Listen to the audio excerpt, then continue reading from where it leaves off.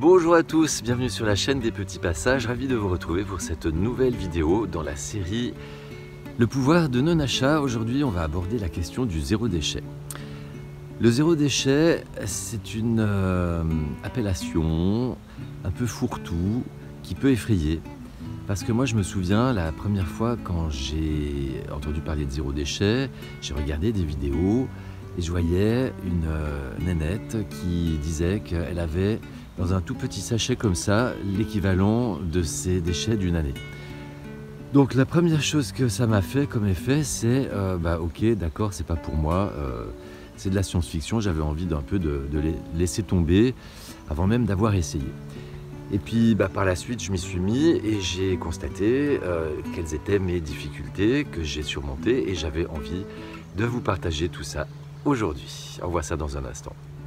La méthode simple pour créer un autre monde, c'est également une conférence que je vous propose au gré de mes déplacements. Toutes les infos sont en description. Pour bénéficier de l'ensemble de mon message, restez bien jusqu'à la fin de la vidéo et si elle vous aura semblé pertinente, merci de la partager, de la commenter et de vous abonner à la chaîne. Semons des graines ensemble. Vous pouvez également soutenir la chaîne et mon travail avec une cagnotte dont le lien est en description. Merci à tous pour votre soutien.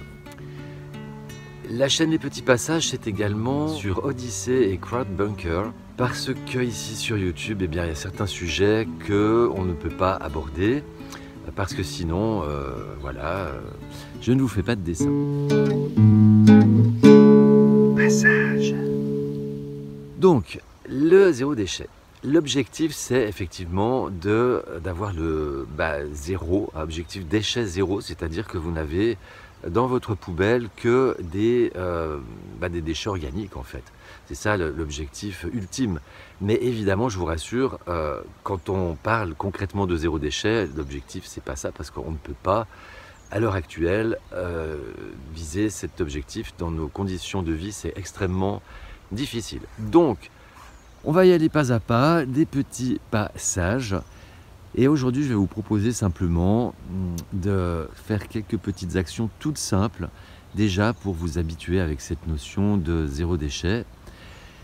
C'est déjà une question de souveraineté, j'ai envie de dire, de ne pas attendre que le gouvernement fasse une loi pour interdire le plastique, ceci, cela, non. Parce que, comme le disait Coluche, ce qui ne s'achète pas ne se vend pas. Donc, si vous avez par exemple des fraises dans une barquette en plastique ou des fraises dans une barquette en carton, eh bien vous pouvez tout simplement privilégier celles dans la barquette en carton. C'est un exemple. Et le mieux c'est encore les fraises en vrac, mais les fraises sont des fruits très délicats et c'est très très rare de les trouver en vrac. Et là c'est un petit peu plus difficile, s'il y a des fraises uniquement dans des barquettes en plastique, eh bien vous ne les achetez pas, tout simplement. On va prendre également l'exemple de pâtes ou de céréales. Si elles sont emballées dans un emballage en plastique et qu'à côté il y en a dans un emballage en carton, privilégiez celui en carton. Mais il y a aussi la question des suremballages, c'est-à-dire qu'il y a des produits qui sont emballés. Alors je prends l'exemple des céréales, parce que moi je mange des flocons d'avoine le matin. Certaines marques vont vous les vendre dans simplement le sachet en papier avec le logo, l'étiquette imprimée directement dessus, et d'autres qui vont vous mettre les céréales dans un sachet en papier blanc avec un suremballage en carton, et c'est là que se trouve l'étiquette en fait, l'étiquetage du produit. Donc pareil, si vous avez le choix entre un et l'autre, prenez celui qui est tout simple, etc. etc. Donc l'idée c'est de vous habituer petit à petit, donc comme je l'ai dit, à changer vos habitudes. Après, l'idée, c'est de se passer effectivement de contenants. Alors là, il existe le vrac. Et pareil, le vrac, c'est pas évident la première fois d'aller. Déjà, moi, la première fois que j'ai été dans un magasin de vrac, j'étais un petit peu comme un gamin chez les grands. J'avais envie qu'on me prenne par la main et puis qu'on m'explique, voilà, c'est la première fois que vous venez, comment ça se passe, etc. Moi, j'avais l'impression d'être un petit peu chez les habitués et pas forcément me sentir ni accueilli, ni épaulé. Voilà, ça nécessite un petit peu plus d'organisation. Mais ça s'apprend, voilà.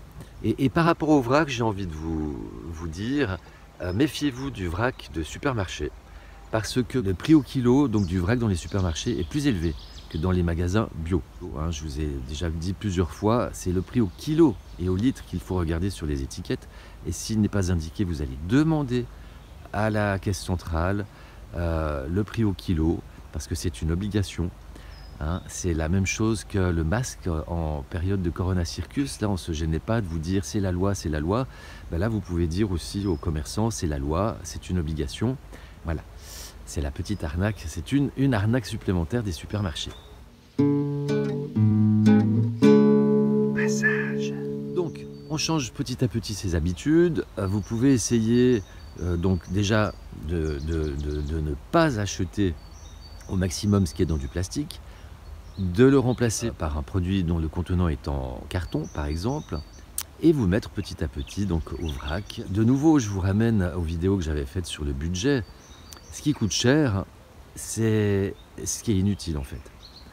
Donc tout ce qui est transformé, ultra transformé, semi-cuisiné, tout ça, industrialisé en fait, c'est ça qui vous coûte cher.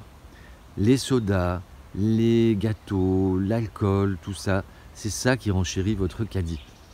Donc si vous revoyez aussi votre façon de consommer et que vous cuisinez plus vous-même, que vous évitez tous ces trucs inutiles, de grignotage qui contiennent beaucoup de gras et de calories, et des produits chimiques, tous ces quelque chose qui sont toxiques, et en plus de ça, ils sont analysés isolément, donc on va venir vous dire oui, bon, celui-là il n'est pas toxique, etc. Mais vous savez, la chimie, quand vous mélangez plusieurs produits, ça fait un produit différent.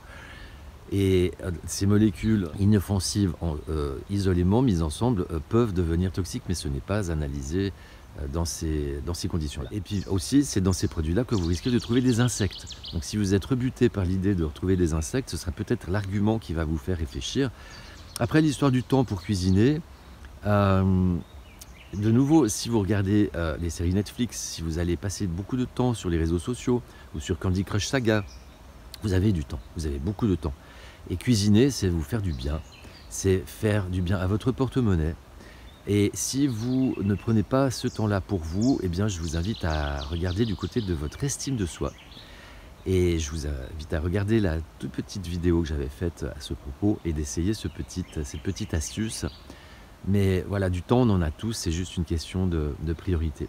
Donc voilà, juste cette petite vidéo pour vous inviter à initier quelques changements en termes de zéro déchet, en termes de contenant, et pour vous orienter petit à petit vers le vrac tout en douceur. Merci de votre attention, n'hésitez pas à vous abonner à la chaîne, à partager la vidéo si elle vous a semblé pertinente et à laisser des commentaires. Je vous dis à tout bientôt, prenez soin de vous, je vous aime.